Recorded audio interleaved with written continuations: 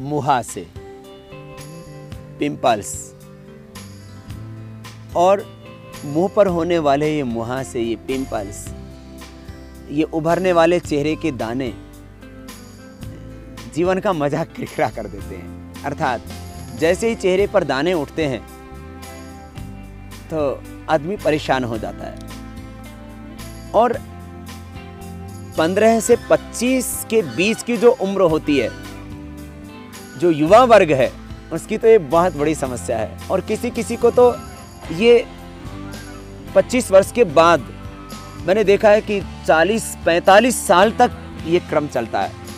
बार बार उस पर ध्यान जाना चाहिए। जहाँ भी एक जगह पिंपल होता है तो उसको आदमी उसको फोड़ देता है, और उसका जो चारों ओर जो उसकी पस लगती है वो जो है और दूसरे पिंपल्स को पैदा कर देती है। तो आदमी ने सोचा था कि इसको मैं फोड़ दूंगा तो मैं ठीक सा दिखूंगा, लेकिन उस से एक और व्यवधान पैदा हो गया, और 1 से 2 और 2 से 4 फिर एक क्रम इतना चलता है। किसी किसी का तो पूरा चेहरा मुहासों से, कील से और इन जो है पिंपल से ऐसा भर जाता है, और उसमें बाद में दर्द होता है। और यहाँ तक दर्द होता है कि उसको उसके पस को कम करने के लिए और दर्द को कम करने के लिए स्टीरॉयड तक लेने पड़ते हैं, जो और ज़्यादा खतरनाक हो जाता है।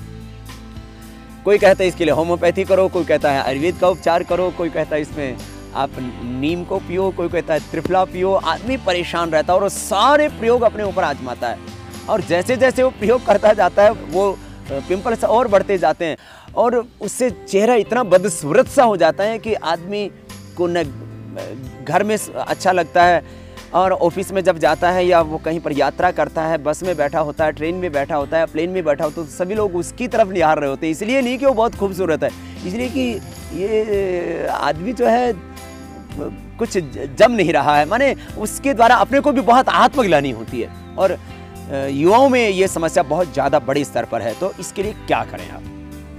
पहली बात, मुहासों का एक बड़ा कारण होता है तनाव।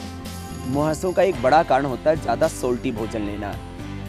मुहासों का एक बड़ा कारण होता है बहुत ज़्यादा स्पाइसी भोजन करना और फास्ट फूड। और इसमें आजकल जो ज़्यादा चल रहा है, बाज़ार में चलते चलते जहाँ देखा वहीं गोलगप्पे गोल कर दिए, और समोसे जहाँ देखे वहाँ उसको खा लिया। और आजकल मसालों में शुद्धता नहीं रह गई है, और जिस तरह से आज हम मसाले खा रहे हैं, घर में अचार, और अचारों में भी सबसे ज़्यादा आम का अचार, इमली की खटाई। अचार खाना हो तो मेरे भाई नींबू का खा लेना, हरी मिर्च का खा लेना, कैर का खा लेना, जो राजस्थान में कैर टीट जो गोल गोल होता है, तो कैर का अचार, हरी मिर्च का अचार, नींबू का अचार, आंवले का अचार आप खाएं तो ज़्यादा नुकसान नहीं करेगा, बल्कि थोड़ा सा आपका डाइजेशन सिस्टम भी अच्छा रहेगा, स्वाद भी मिलेगा। वो आम का अचार एसिडिटी करता है, डाइजेशन सिस्टम को ख़राब करता है, हमारे चेहरे से मुंह से भी उससे दुर्गंध आती है, और चेहरे की तमाम समस्याओं का वो जनक हो जाता है। तो खैर, अचार से थोड़ा सा बचना होगा। सोल्ट एंड स्वीट, मीठा और नमक दोनों ही कम करने होंगे। कुछ लोग अति मीठा खाते हैं, कुछ लोग अति तीखा खाते हैं, और कुछ लोग तो दोनों पर हाथ साफ करते हैं। अब फिर बात ये आती है कि परिणामतः वो सारा का सारा हमारे जो है नीचे से तो कम निकलता है, क्योंकि जो भी ये आदमी गड़बड़ खाता है वो उसके पेट में जमा हो जाता है, फिर ये ऊपर से निकलता है। क्योंकि हमारे डाइजेशन सिस्टम में जो विकृति आएगी और वहाँ जो एक्सेस हीट होगा, हमारे शरीर में जितने भी ज़्यादा टॉक्सिन्स जमा होंगे, ऑक्सीजन जमा होंगे, वो फिर हमारे सर्कुलेटरी सिस्टम के माध्यम से हमारे शरीर के जो सॉफ्ट अंग हैं उन पर ज़्यादा प्रभाव डालेंगे। तो उससे क्या होगा? आपके होंठ फटने लगेंगे, उससे क्या होगा? आपकी आंखें लाल रहने लगेंगी, उससे ये होगा कि आपके चेहरे पर पिंपल्स आने लगेंगे। तो इसके लिए क्या करें आप थोड़ा सा अपनी दिनचर्या को, आहारचर्या को बदलें। सुबह उठ करके पानी पीना शुरू करें, और दिन में ज़्यादा पानी पिए। देखो, हम खाना ज़्यादा खाते, पानी कम पीते, जबकि होना ये चाहिए कि हमें खाना कम खाना चाहिए, पानी ज़्यादा पीना चाहिए। मैंने देखा, मुझे बहुत ढूंढने के बाद पूरे जापान में कुछ लोग मोटे मिल पाए, क्योंकि वो लोग खाते कम है, पीते ज़्यादा है। तो पानी की मात्रा ज़्यादा होगी तो हमारा पेट भी नहीं बढ़ेगा। देखिए, आप जो है एक लगभग 25 मीटर की एक पूरी ट्यूब होती है, जिसको हम पूरा डाइजेस्टिव सिस्टम बोलते हैं। अब आप उस ट्यूब में खाना डाल रहे हैं, डाले जा रहे हैं और पानी डालते ही नहीं, तो जाकर के फंसता है, पेट में फंसता है, उसके जाकर के आंतों में फंसता है, उसमें जाकर के फिर नीचे भी फंस जाता है और फिर आदमी परेशान रहता है। और वो जो उसमें फिर जो आपने खाया उसमें सॉल्ट ज़्यादा है, उसमें सीड ज़्यादा है, उसमें मसाले ज़्यादा हैं और सारी गंदगी, वो साफ़ कैसे होगी? वो होगी साफ़ पानी से। तो ये जो अंदर जो टॉक्सिन्स जमा हो जाते हैं वो आपके स्किन के डिफरेंट डिसऑर्डर्स करते हैं, उसमें मुहासे एक है। उसी का परिणाम होता है कि आज लोगों को एक्जिमा ज़्यादा है, आज लोगों को खुजली ज़्यादा है, आज लोगों को दाद ज़्यादा है।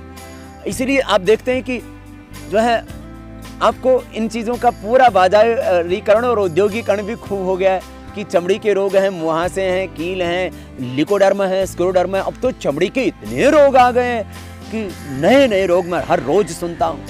पहले चमड़ी के रोगों के नाम पर बस खाली यही सुना जाता था कि कोई थोड़ी फुंसी हो गई, लेकिन अब जो है पिंपल्स हो गए। लेकिन अब तो आप देखते हैं लिकोडर्मा बहुत तेज़ी से बढ़ रहा है, सोराइसिस बहुत ज़्यादा बढ़ रहा है, स्क्लेरोडर्मा एक बहुत खतरनाक रोग हो गया है और एक्जिमा भी बहुत तेज़ बढ़ रहा है और दाद और स्किन पर तरह तरह के धब्बे और जो है पूरी स्किन जो है खुरदरी सी, मतलब पूरा शरीर बेकार हो चुका है। इसका कारण है कि हम पानी कम पीते हैं, हमें पानी ज़्यादा पीना होगा।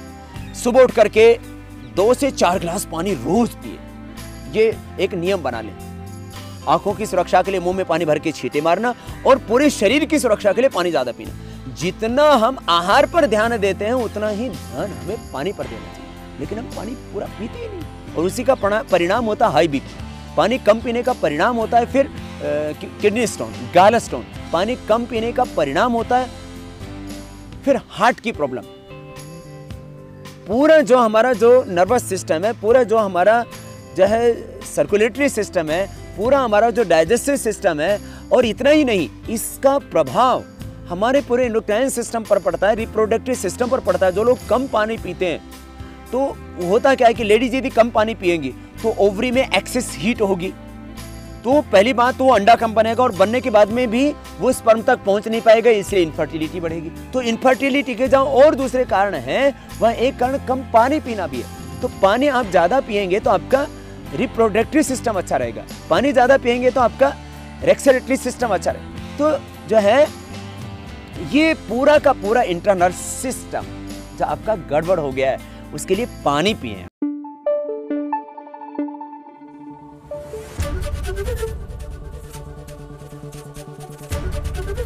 एबीपी न्यूज़ आपको रखे आगे।